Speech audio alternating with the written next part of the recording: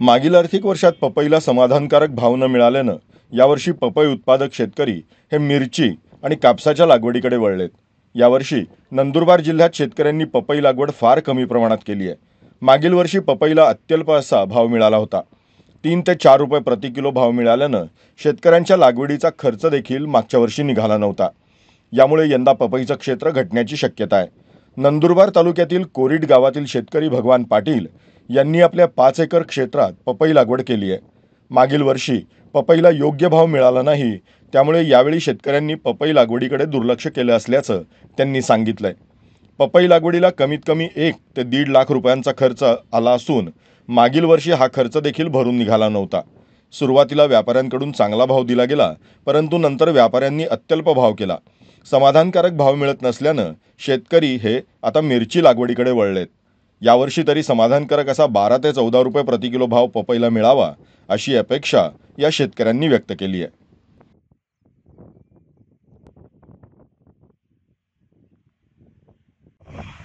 माझे नाव भगवान कोणाजी पाटील, राहणार कोरिट, तालुका जिल्हा नंदुरबार. मी यावर्षी 5 एकर क्षेत्रात पपई लावलेली आहे. मिळाल्यामुळे यावर्षी पपईचे क्षेत्र कमी लावलेले, शेतकऱ्यांनी कमी लावलेलं आहे.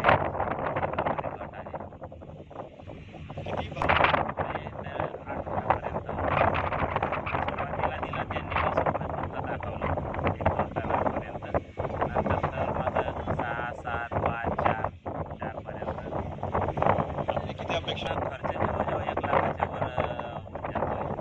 तर कमीत कमी 10 रुपयाच्या वर, 12 14 रुपये तरी किमान भाव पाहिजे. बरोबर आहे, पपईचे क्षेत्र कमी झालेलं आहे, कारण समाधानकारक भाव न मिळाल्यामुळे आणि व्यापाऱ्यांची मजुरी जास्त प्रमाणात वाढली आहे. वेळेवर कटिंग करत नाही, भाव देत नाही, कटिंग करून घेतले तरी पैसा वेळेवर देत नाही. त्यामुळे मिरचीकडे कल शेतकऱ्यांच्या जास्त आहे. कसं की वेळेवर लेबर उपलब्ध होऊन ते लगेच पैसे हातात घेतो शेतकऱ्यामुळे खेळतं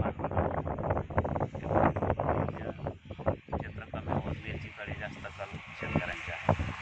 तो कमीत कमी 12 रुपयाच्या वर तरी भेटायला पाहिजे, तर शेतकऱ्यांना ती पपई लागवड परवडते. कसं का उत्पन्न पण फार कमी होतं.